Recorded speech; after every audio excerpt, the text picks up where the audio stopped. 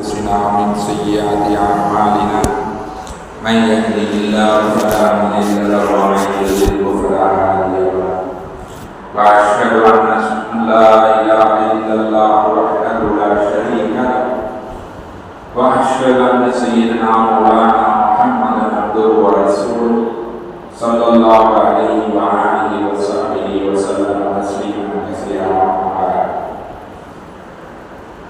فقد قال الله تعالى في القرآن الكريم والفرقان المجيد بعد أعوذ بالله من الشيطان الرجيم بسم الله الرحمن الرحيم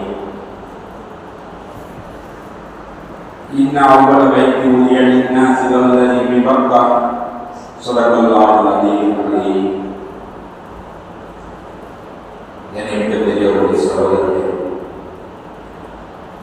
ஹஜ்ஜுடைய காலமாக இருக்கிறது. கடந்த 2 வாரங்களாக ஹஜ் கடமையை பற்றியும் மக்காவுடைய சிறப்புகளை பற்றியும் பார்த்தோம். சகோதர பெரியவர்களே, மக்கா எவ்வளவு சிறப்பு பெற்றதாக இருக்கிறதோ அதே போன்று நபி ஸல்லல்லாஹு அலைஹி வஸல்லம் அவர்களால் துஆ செய்யப்பட்ட ஒரு பூமினா மதீனாவுடைய ஊராகும்.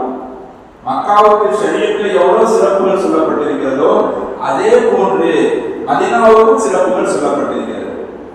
சகோதரர்களே பெரியவர்களே, நபி ஸல்லல்லாஹு அலைஹி வஸல்லம் அவர்கள் சொன்னார்கள், லா துஷத்து ரிஹாலு இல்லா இலா ஸலாசதி மசாஜித்.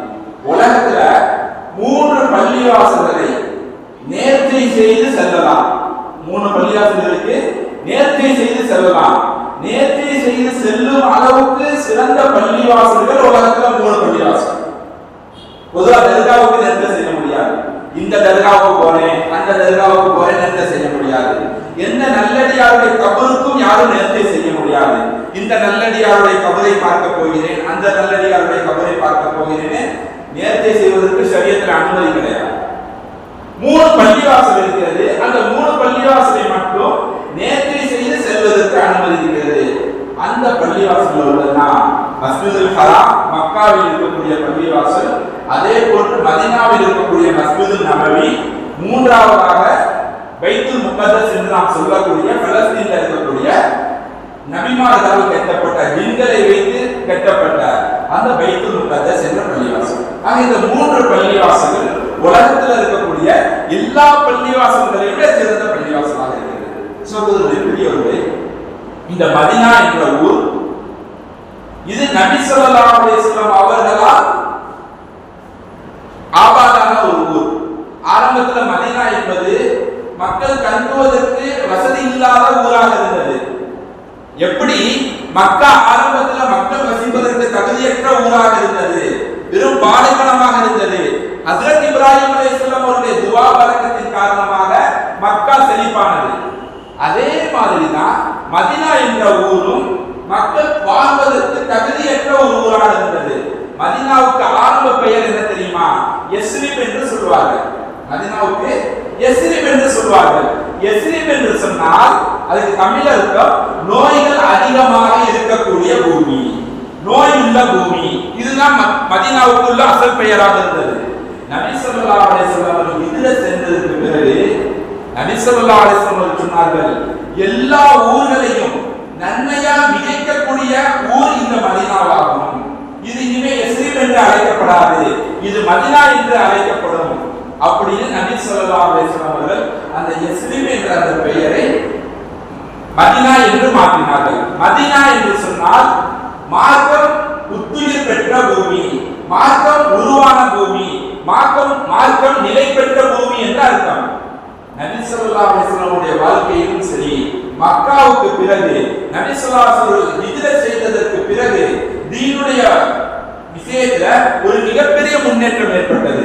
முஸ்லிம்களுடைய எண்ணிக்கையில மிகப்பெரிய முன்னேற்றம் உண்டானது. இந்த முன்னேற்றம் என்பது மதீனாவுடைய பரக்கத்துல கிடைச்சிச்சு. நபி ஸல்லல்லாஹு அலைஹி வஸல்லம் எப்போ மக்கால இருந்து மதீனாவுக்கு போனாங்களோ அதற்கு பிறகு தீனுடைய கடமைகளை பகிரங்கமாக நிறைவேற்ற முடிஞ்சிச்சு. மக்கால இருக்கக்கூடிய சமயத்துல தீனுடைய கடமைகளை பகிரங்கமாக நிறைவேற்ற முடியல, பகிரங்கமாக தொழுக முடியாது, பகிரங்கமாக கலிமா சொல்ல முடியாது. அந்த அளவுக்கு இக்கட்டான சூழ்நிலை. நபி ஸல்லல்லாஹு அலைஹி வஸல்லம் மதீனாவுக்கு சென்ற பிறகு எல்லா விஷயங்களையும் பகிரங்கமாக செய்யக்கூடிய சூழ்நிலை உருவானது. முஸ்லிம்களுடைய வளர்ச்சி, முஸ்லிம்களுடைய எண்ணிக்கை அதிகம் என்பது மிக அதிகமாக ஏற்பட்டது மதீனா. அதனால இதுக்கு மதீனா, அதாவது தீன் உயிர் பெற்ற பூமி என்று பெயர் வைத்தார்கள் நபி ஸல்லல்லாஹு அலைஹி வஸல்லம் அவர்கள். சகோதரர்களே, மதீனாவுக்காக நபி ஸல்லல்லாஹு அலைஹி வஸல்லம் அவர்கள் பிரத்யேகமான சில துஆக்கள் செஞ்சிருக்கிறார்கள். ஹதீஸ்ல வருகிறது. ஹஜ்ரத் அபூ ஹுரைரா ரலியல்லாஹு அன்ஹு அவர்கள் அறிவிக்கிறார்கள், மதீனா மக்கள் விவசாயம் செய்யக்கூடியவர்கள், மக்காவாசிகள் வியாபாரிகள், மதீனா மக்கள் விவசாயம் செய்யக்கூடியவர்கள். அவங்க விவசாயம் செய்யக்கூடிய சமயத்துல தன்னுடைய அறுவடையில முதல்ல வரக்கூடிய அந்த தானியங்களை, தான் அறுவடை செய்த தானியங்கள்ல முதலில் வரக்கூடிய அந்த பேரிச்சம் பழங்களை எடுத்துக்கொண்டு நபி ஸல்லல்லாஹு அலைஹி வஸல்லம் வருவாங்க. வந்து நபி ஸல்லல்லாஹு அலைஹி வஸல்லம் சொல்லுவாங்க, இந்த பேரிச்சம் பழத்துல நீங்க துஆ செய்யுங்கள், இந்த பேரிச்சம் பழங்களில் நீங்கள் துஆ செய்யுங்கள் என்று சொல்வார்கள். நபி ஸல்லல்லாஹு அலைஹி வஸல்லம் துஆ செய்தார்கள், அல்லாஹும்ம பாரிக் லனா ஃபீ மதீனத்தினா வ பாரிக் லனா ஃபீ முத்தினா வ பாரிக் லனா ஃபீ ஸாயினா. யா அல்லாஹ், இந்த மதீனாவிலே நீ பரக்கத் செய்வாயாக, இந்த மதீனாவிலே நீ பரக்கத் செய்வாயாக, இந்த மதீனாவுடைய அளவீடுகளை நீ பரக்கத் செய்வாயாக. இன்னைக்கு எப்படி நம்ம கிலோ டன்னு நம்ம பலவிதமான அளவுகளை வச்சு பொருட்களை எடை போடுகிறோமோ, இதே மாதிரி அரபு நாடுகள்ல முத்து சா என்று வைத்து அவர்கள் எடை போடுவார்கள். நபி சொன்னாங்க, பாரிக் லனா ஃபீ முத்தினா, முத்து என்ற அளவிலும் நீ பரக்கத் செய்வாயாக, வ பாரிக் லனா ஃபீ ஸாயினா, ஸா என்ற அளவிலும் நீ பரக்கத் செய்வாயாக என்று நபி ஸல்லல்லாஹு அலைஹி வஸல்லம் துஆ செய்தார்கள். அதற்கடுத்து நபி ஸல்லல்லாஹு அலைஹி வஸல்லம் துஆ செய்தார்கள், யா அல்லாஹ், இப்ராஹிம் அலைஹிஸ்ஸலாம் அவர்களும் உன்னுடைய அடிமை, இப்ராஹிம் அலைஹிஸ்ஸலாம் அவர்களும் உன்னுடைய நபி, அதே போன்றுதான் நானும் உன்னுடைய நபி, உன்னுடைய அடிமை. இப்ராஹிம் அலைஹிஸ்ஸலாம் அவருடைய துஆவை நீ ஏற்றுக்கொண்டு எப்படி மக்காவை செழிப்பமான பூமியாக ஆக்கினாயோ, அதே போன்று என்னுடைய இந்த பூமியையும் இந்த ஊரையும் நீ செழிப்பாக ஆக்கு. இன்னும் இப்ராஹிம் அலைஹிஸ்ஸலாம் அவர்களுக்கு நீ மக்காவிலே எவ்வளவு பரக்கத்தை கொடுத்தாயோ, அதை விட அதே போன்று இன்னொரு மடங்கு பரக்கத்தை நீ மதீனாவில் கொடுப்பாயா. நாங்க மக்கால இப்ராஹிம் அலைஹிஸ்ஸலாம் அவர்களுடைய துஆவின் மூலமா எவ்வளவு பரக்கத் உண்டானுச்சோ, அதே போன்று 2 மடங்கு நீ மதீனாவிலே கொடுப்பாயாக என்று சொல்லி நபி ஸல்லல்லாஹு அலைஹி வஸல்லம் அவர்கள் துஆ செஞ்சாங்க. அந்த சகோதரர்களே, மதீனா என்ற அந்த ஊர் இருக்கிறது, அது பரக்கத் பொருந்திய ஊராக இருக்கிறது. சகோதரர்களே, மக்கா மதீனாவுல யாருக்காவது நோய் வந்துச்சுன்னா அந்த நோயாளிகளுக்காக வேண்டி நபி துஆ செஞ்சிருக்காங்க. மக்கால இருந்து சஹாபாக்கள் மதீனாவுக்கு ஹிஜ்ரத் செய்தார்கள். மதீனாவுடைய சீதோஷ்ண சூழ்நிலை, மதீனாவுடைய அந்த தங்கக்கூடிய அந்த சூழ்நிலை என்பது சஹாபாக்களுக்கு ஒத்துக்கொள்ளவில்லை. ஹஜ்ரத் அபூபக்கர், ஹஜ்ரத் பிலால் போன்ற பெரிய சஹாபாக்களுக்கு மிகப்பெரிய காய்ச்சல் உண்டாகிவிட்டது. அந்த மக்காவுக்கும் மதீனாவுக்கும் இடையில உள்ள அந்த வித்தியாசத்தினால அவங்களுக்கு மிகப்பெரிய காய்ச்சல் வந்துச்சு. அபூபக்கர் ரலியல்லாஹு அன்ஹுவும் பிலால் ரலியல்லாஹு அன்ஹுவும் நபியிடம் சென்று முறையிட்டார்கள். நபி ஸல்லல்லாஹு அலைஹி வஸல்லம் அவர்கள் சென்று முறையிட்டார்கள், மதீனாவுடைய காய்ச்சல் எங்களை மிகவும் சிரமத்துக்குள்ளாக்குகிறது என்று நபி ஸல்லல்லாஹு அலைஹி வஸல்லம் துஆ செஞ்சாங்க.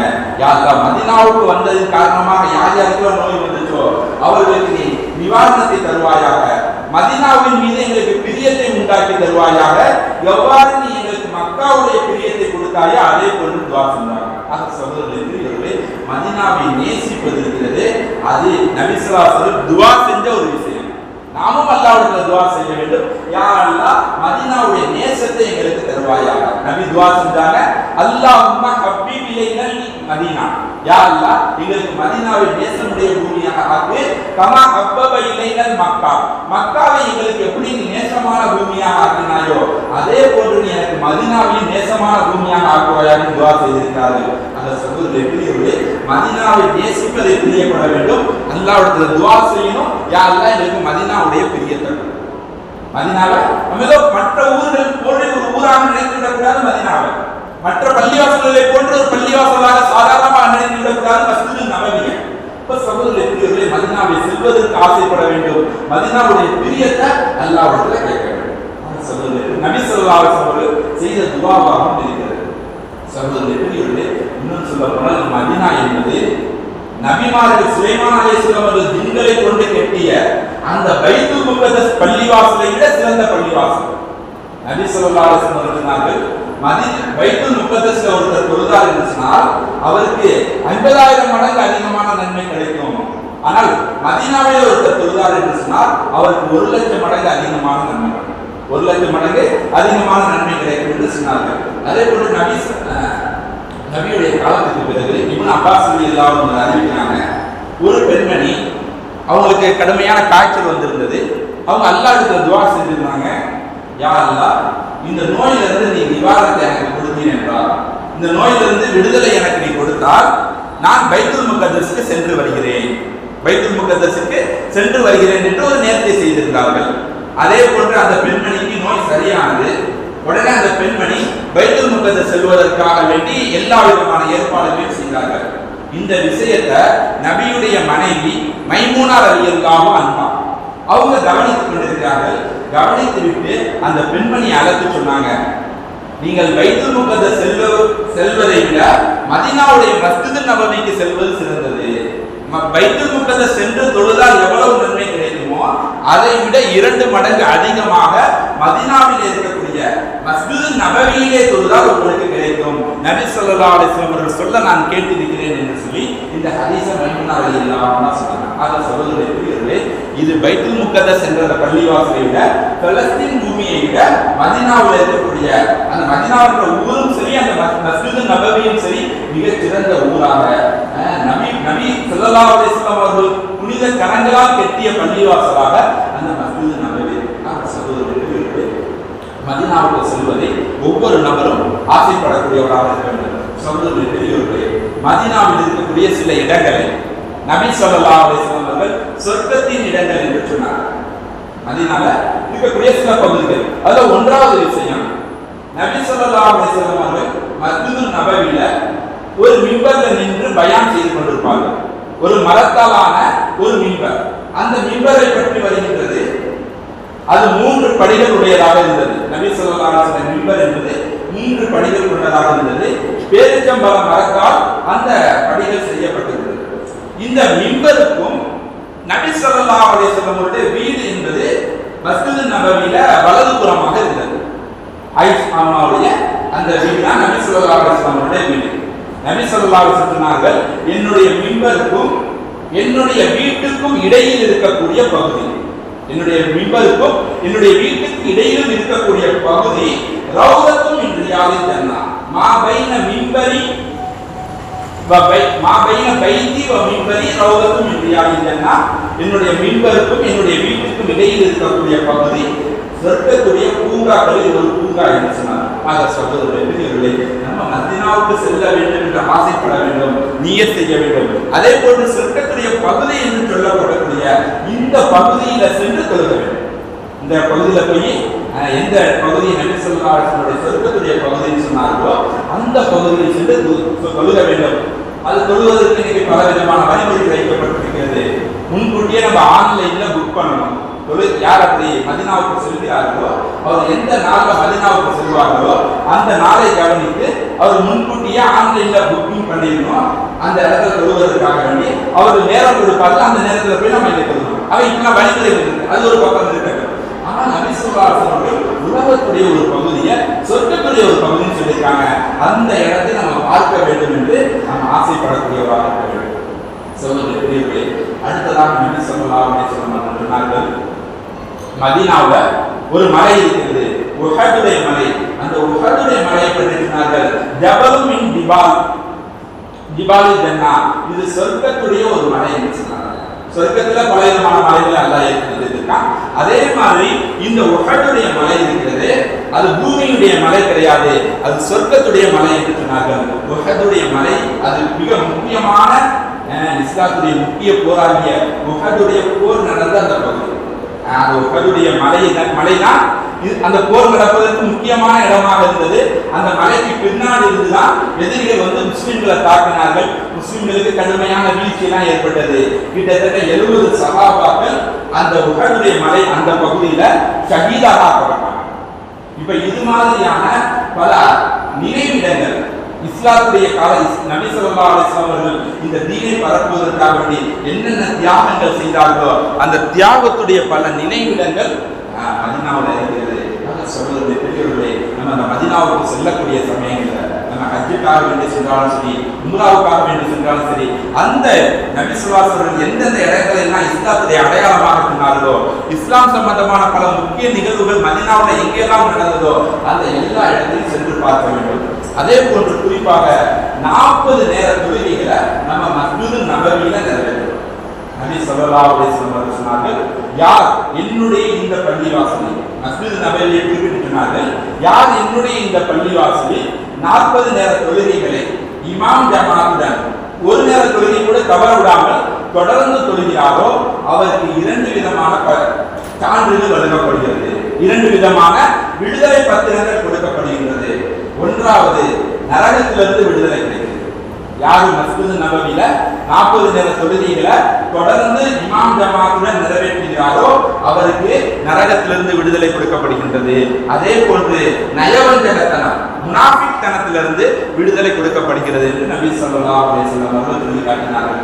அதனாலதான் இன்னைக்கு ஹஜ்ஜுக்கு செல்லக்கூடியவர்கள் சரி, உம்ராவுக்கு செல்லக்கூடியவர்கள் சரி, குறைந்தபட்சம் 8 நாட்கள் அங்கு தங்குகிறார்கள். 8 நாள் மதீனாவுல தங்குறதை ஏற்பாடு செய்கிறார்கள். ஏன் 8 நாள் என்று சொன்னால் 8 5 40 நாட்கள், அதாவது 40 நேர தொழுகைகள். அந்த 40 நேர தொழுகையிலேயே அவர் மஸ்ஜிது நபவியில நிறைவேற்றுவதற்காக வேண்டிதான் குறைந்தபட்சம் 8 நாட்கள் தங்குவதற்கு போன்று ஏற்பாடு செய்கிறார்கள். ஆக சகோதரர்களே, ஒரு மனிதன் ஹஜ்ஜுக்காகவோ அல்லது உம்ராவுக்காக வேண்டிய மதீனா செல்லக்கூடிய சமயத்துல மஸ்ஜிது நபவியில அவர் 40 நேர தொழுகையை நிறைவேற்றுவதற்காக வேண்டி முயற்சி செய்ய வேண்டும். அதே போன்று நபி ஸல்லல்லாஹு அலைஹி வஸல்லம் சொன்னார்கள், உங்களுடைய வாழ்நாள் குறிக்கோளாக மதீனா செல்வதை வைத்துக் கொள்ளுங்கள் சொன்னாங்க. நபி ஸல்லல்லாஹு அலைஹி வஸல்லம் சொன்னாங்க, மனிஸ்ததாஅ மின்கும் அன் யமூத ஃபில் மதீனா ஃபல்யஃபல். உங்கள யாருக்காவது மதீனால மௌத்தாகக்கூடிய வாய்ப்பு கிடைச்சா அதை நிறைவேற்றிக் கொள்ளுங்கள் சொன்னாங்க. மதீனால மௌத்தாகுவது மிகப்பெரிய பாக்கியம். எப்படி நம்ம மக்கால மௌத்தாகிறது, காபால மௌத்தாகிறது மிகப்பெரிய பாக்கியமோ, அதே போன்று மதீனாவுல மௌத்தாகுவது மிகப்பெரிய பாக்கியம். உங்களுக்கு யாருக்காவது சக்தி இருந்தால் அதை செய்து கொள்ளட்டும் நபி ஸல்லல்லாஹு அலைஹி வஸல்லம் சொன்னார்கள். இந்தியாவிலும் சரி பல பெரியார்கள் அப்படி நியத்து வச்சிருக்காங்க, நான் மதீனாவுல மௌத்தாக வேண்டும் என்று ஆசைப்பட்டு இருக்கிறார்கள். அதே போன்று மதீனாவுக்கு சென்று வஃபாத் ஆகியிருக்கிறார்கள். உதாரணத்துக்கு ஹுசைன் அஹ்மத் மதனி ரஹ்மத்துல்லாஹி அலைஹி தேவபந்து மதரசாவுடைய மிகப்பெரிய முதீராக ஒரு 60-70 வருடங்களுக்கு முன்னாடி வாழ்ந்தவங்க. அவங்க ஆசைப்பட்டாங்க, நான் மதீனாவுல தான் வஃபாத் ஆக வேண்டும் என்று சொல்லி. அதே போன்று மதீனாவில் இருக்கக்கூடிய பல்கலைக்கழகத்தினுடைய ஆசிரியராக இருந்தார்கள். அங்கேயே தன்னுடைய மௌத்தாகிறது வரைக்கும் வாழ்ந்தார்கள். அதே போன்று இமாம் மாலிக் ரஹ்மத்துல்லாஹி அவர்களை பற்றி வருகிறது, அவர்கள் எப்பொழுதுமே மதீனாவிலே இருப்பார்களாம். மதீனா விட்டு வெளியே செல்ல மாட்டார்கள். நிர்பந்த தேவைக்கு மதீனா விட்டு வெளியே சென்றாலும் சீக்கிரமாக மதீனாவுக்கு வந்து விடுவார்களாம். ஏனென்றால் நபியுடைய இந்த ஹதீஸை அமல் செய்ய வேண்டும், மதீனாவில் மௌத்தாக வேண்டும் என்ற அந்த ஆசையை நிறைவேற்ற வேண்டும் என்பதற்காக தன்னுடைய வாழ்நாளில் அதிகமான காலத்தை மதீனாவிலே கழிக்க முயற்சி செய்திருக்கிறார்கள். சகோதரர்களே, மதீனாவுக்கு செல்ல வேண்டும் என்று ஆசைப்பட வேண்டும். அதே போன்று நபி ஸல்லல்லாஹு அலைஹி வஸல்லம் அவர்களை நேரடியாக சந்திக்கக்கூடிய வாய்ப்பு கிடைக்கிறது. நபி ஸல்லல்லாஹு அலைஹி வஸல்லம் அவர்களுக்கு சலாம் சொல்லக்கூடிய வாய்ப்பு கிடைக்கிறது. ரவுலா ஷரீஃப்ல நபிக்கு முன்னாடி சலாம் சொல்றோம், அதுல சிறப்பு நிறைய சொல்லப்பட்டிருக்கு, நேரம் குறைவாக இருக்கு. அது சகோதரர்களே, பெரியவர்களே, இது மாதிரியான பலவிதமான சிறப்புகளை நம்ம நேரடியாக அனுபவிக்கக்கூடிய வாய்ப்பு கிடைக்கும். அல்லாஹ் கொடுக்கிற ஒவ்வொரு உதவிக்கு பிறகு நம்ம துஆ செய்ய வேண்டும். யா அல்லாஹ், எங்களுக்கு ஹஜ்ஜுடைய பாக்கியத்தை தருவாயாக. அதே போன்று நபி ஸல்லல்லாஹு அலைஹி வஸல்லம் அவருடைய கபருக்கு சென்று ரவுலா ஷரீஃப்ல நின்று நபிக்கு சலாம் சொல்லக்கூடிய பாக்கியத்தை தந்தல் புரிவாயாக என்று அல்லாஹ்வுக்கு துஆ செய்ய வேண்டும். அல்லாஹ் நம் அனைவருக்கும் ஹஜ்ஜுடைய வாய்ப்பை மீண்டும் மீண்டும் ஏற்படுத்தி தருவானாக. அதே போன்று நபி ஸல்லல்லாஹு அலைஹி வஸல்லம் அவர்களை ரவுலா ஷரீஃபிலே சென்று சலாம் சொல்வதற்கும் இஸ்லாத்துடைய எல்லா நினைவுகளையும் மீண்டும் மீண்டும் தரிசிக்கக்கூடிய வாய்ப்பை அல்லாஹ் தந்தல் புரிவானாக. சுன்னத்துல்லாஹ்